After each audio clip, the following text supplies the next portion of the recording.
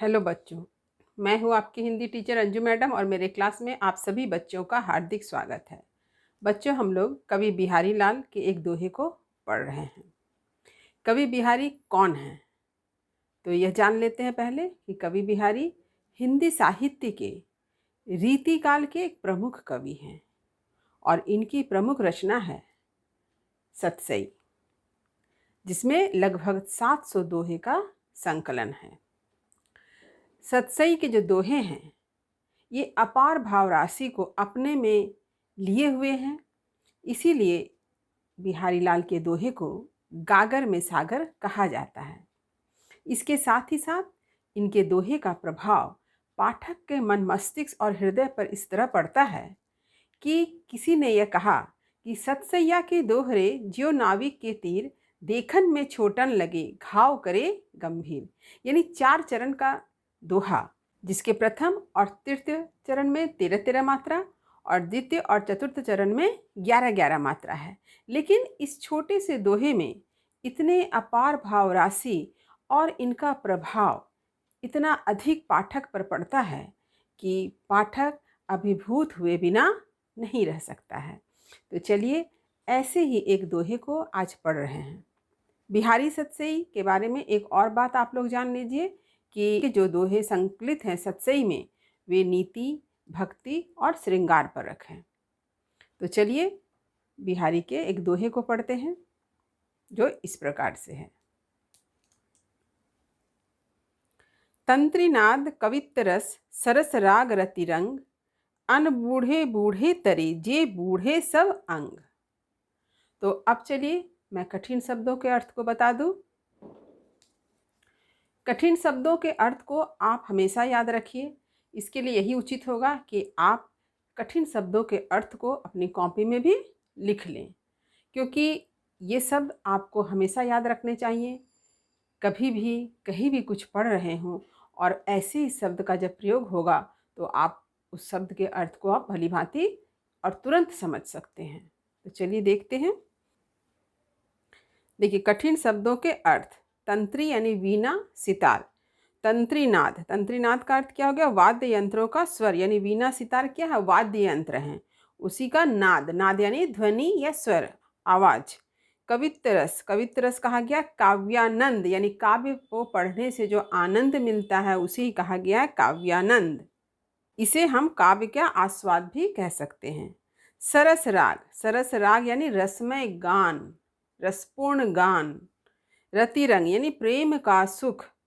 अनबूढ़े, अनबूढ़े का अर्थ खूब ध्यान से देखिए, जो नहीं डूबे, अर्थात जो पूरी तरह से निमग्न नहीं हुए। देखिए, डूबना का अर्थ पानी में डूबना भी हो सकता है और डूबना का अर्थ होता है मग्न होना। जैसे हम लोग कभी कभी कहते हैं ना कि वह पढ़ाई में डूब गया है, मतलब क्या? यानी पढ़ाई को खूब ध्यान से कर रहा है, मन लगा कर रहा है, तो हम लोग ऐसे शब्द का प्रयोग करते हैं। डूबना का अर्थ में माने मग्न होना। बूढ़े, बूढ़े मतलब डूब गए। तरे यानी पार हो गए। तो पार हो गए मतलब लक्ष्य को प्राप्त कर लेना, यानी अपने जीवन के लक्ष्य को पाना, अपने जीवन के अभिष्ट को पाना, ये हुआ तरना। बूढ़े यानी निमग्न होना। देखिए, पहला एक बूढ़े शब्द में क्या है? डूब गए, और दूसरे बूढ़े का अर्थ क्या हो गया? निमग्न होना, यानी खूब ध्यान से एकाग्रता के साथ उसे पाने की कोशिश करना या जानने की कोशिश करना। सब अंग, सब अंग माने सभी में भली भांति निमग्न। ये सभी क्या हैं? तंत्रीनाद है, कवित्त रस है, सरस राग और रति रंग। इसे ही कहा गया है सभी अंग। अब चलिए मैं पंक्ति के अर्थ को समझाती हूँ। सबसे पहले प्रसंग को समझते हैं कि यह जो दोहा है यह नीतिपरक दोहा है। यहाँ पर कवि बिहारी ने मनुष्य को क्या समझाया है? एकाग्रता और तन्मयता के महत्व को बतलाया है कि किसी भी चीज़ को सीखने के लिए हमें किस चीज़ की आवश्यकता होती है? एकाग्रता की आवश्यकता होती है, मनोयोग की आवश्यकता होती है। यदि हम एकाग्र होकर किसी चीज़ को नहीं सीखते हैं तो उस चीज़ को हम कभी सीख भी नहीं पाते हैं। यानी किसी चीज़ को जानने के लिए, सीखने के लिए आपका एकाग्र होना, एकाग्रचित होना, तन्मय होना अत्यंत आवश्यक है। तो ये हो गया प्रसंग। अब देखिए, तंत्रीनाद कवित्तरस सरस राग रतिरंग। कवि बिहारी लाल जी क्या कहते हैं? तंत्रीनाद, मैंने बताया तंत्री क्या, वाद्य यंत्र, यानी किसी भी वाद्य यंत्र के स्वर को जानना, सीखना। कवित्तरस यानी काव्य को पढ़ने का आनंद, काव्यानंद। सरस राग यानी रसपूर्ण गीत, और रतिरंग यानी प्रेम में सुख।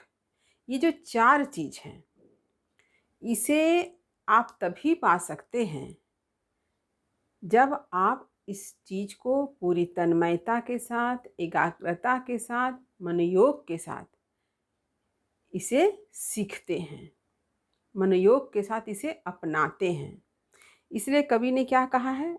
अनबूढ़े बूढ़े तक। देखिए, यानी जो इसमें नहीं डूबा, यानी जिसने इन चारों चीज़ों को एकाग्रता के साथ नहीं सीखा, नहीं जाना, वो क्या हो गया? बूढ़े, यानी वो डूब गया, वो अपने लक्ष्य को पा नहीं सका, वह अपने अभिष्ट को नहीं प्राप्त कर सका। तरेजे, तरेजे माने वह तर जाता है, यानी पार लग जाता है, अपने अभिष्ट को प्राप्त कर लेता है। कौन? जे बूढ़े सब अंग, जो व्यक्ति सब अंग, ये सब अंग क्या है? तंत्रीनाद, कवित्तरस, सरसराग और रतिरंग, इन चारों को यानी सभी को भली भांति सीखता है, उसमें मग्न हो जाता है, वही व्यक्ति संसार सागर को पार कर सकता है। यानी कहने का तात्पर्य है कि जीवन में सिर्फ तंत्रीनाद, कवित्तरस और सरसराग और रतिरंग, ये चार चीज ही नहीं, आप जीवन में कभी भी कुछ सीखना चाहते हैं, कभी भी कुछ करना चाहते हैं, तो इसके लिए आपको एकाग्रचित होना अत्यंत आवश्यक है। आपके अंदर पूर्ण तन्मयता की आवश्यकता है, पूर्ण मनोयोग की आवश्यकता है, तभी आप अपने लक्ष्य को प्राप्त कर सकते हैं। आप अपनी पढ़ाई के संदर्भ में ही देखिए, जो बच्चा खूब ध्यान लगा करके, एकाग्रचित होकर के शिक्षा प्राप्त करता है, उस बच्चा जीवन में बहुत ऊंचाई तक पहुंचता है, उसकी सफलता पर कोई संदेह नहीं होता, वह बच्चा सफल होता ही होता है। और जो व्यक्ति एकाग्रचित ना हो, तन्मयता के अभाव में जिए, वह व्यक्ति कभी कोई चीज़ सीख नहीं पाता है। तो ये हम अपने जीवन में भी देख सकते हैं। हम किसी भी चीज़ को जब एकाग्रचित होकर के खूब ध्यान से करते हैं, तो यह देखते हैं कि हम उस चीज़ को खूब अच्छी तरह से सीख पाते हैं। लेकिन अगर हमारा मन इधर उधर भटकता रहे, हमें कोई सिखा रहा है और हम अपने मन को इधर उधर भटका रहे हैं, तो क्या होगा? हम उस चीज़ को नहीं सीख सकेंगे। जैसे कि देखिए, कभी कभी बच्चे लोग क्या करते हैं, क्लासरूम में टीचर पढ़ा रहे हैं, समझा रहे हैं, बोर्ड वर्क कर रहे हैं, बार बार बच्चों से कह रहे हैं कि आप अपनी कॉपी में लिखिए, सारे शब्दों को उतारते चलिए। तो कुछ बच्चे क्या करते, खूब ध्यान से बोर्ड में लिखे हुए प्रत्येक शब्द को अच्छी तरह से कॉपी में उतारते हैं। लेकिन वहीं एक आध बच्चे लोग क्या करते हैं, टीचर के बात पर ध्यान नहीं देते हैं, वे अपने में मग्न रहते हैं। टीचर क्या कहा वो सुनते तक भी नहीं हैं, उनका ध्यान कहीं और भटक रहा होता है। तो ऐसे बच्चे ही क्या होते, जीवन में असफल हो जाते हैं। तो इस बात पर आप ज़रूर गौर करें कि बिहारी लाल ने जो बात कही है वह 100% सही है कि किसी भी चीज़ को सीखने के लिए, जानने के लिए पूर्ण तन्मयता की आवश्यकता है, एकाग्रचित होना अत्यंत आवश्यक है। तो उम्मीद है कि दोहे का अर्थ आपको अच्छी तरह से समझ में आ गया होगा। तो अब चलिए मैं इसका विशेष आपको बतला देती हूँ। देखिए विशेष, पहला, कवि बिहारी ने बतलाया है कि संगीत, काव्यरस, सरस गीत और प्रीति में पूर्ण रूप से तन्मय होकर ही सांसारिक आनंद को प्राप्त किया जा सकता है। इस प्रकार कवि ने विशेष तन्मयता और मनोयोग का प्रतिपादन किया है। कवि ने मनुष्य को एकाग्रता और तन्मयता का पाठ पढ़ाया है, जो मैंने पहले ही आप लोगों को समझाया। देखिए दूसरा, अनबूढ़े बूढ़े तरे जे बूढ़े सब अंग, ये जो पंक्ति है, इस पंक्ति में क्या है, विरोधाभास अलंकार है। कैसे विरोधाभास देखिए, यहाँ पर तंत्रीनाद, कवित्तरस, सरसराग और रतिरंग में डूबने वाले पार लग जाते हैं और नहीं डूबने वाले डूब जाते हैं। तो इस भाव के कारण क्या होता है, विरोध का आभास यहाँ हमें दिखाई देता है। विरोध नहीं है किंतु विरोध का आभास है। तीसरा देखिए, समासिक पदों के द्वारा संक्षिप्त कथन से अधिक भाव की व्यंजना कर कवि ने गागर में सागर की उक्ति को चरितार्थ किया है। तो ये समासिक पद कौन कौन से हैं आप लोग सभी जानते हैं। जो आरंभ में है तंत्रीनाद, कवित्तरस, सरसराग और रतिरंग, ये क्या है, समासिक पद हैं। देखिए 4 नंबर, यह एक दोहा छंद है। इसके 4 चरण हैं। इसके प्रथम और तृतीय चरण में 13-13 मात्रा और तथा द्वितीय और चतुर्थ चरण में 11-11 मात्रा होती है। और 5वां देखिए, प्रस्तुत दोहे की भाषा ब्रज भाषा है जो माधुरी गुण से संपन्न है।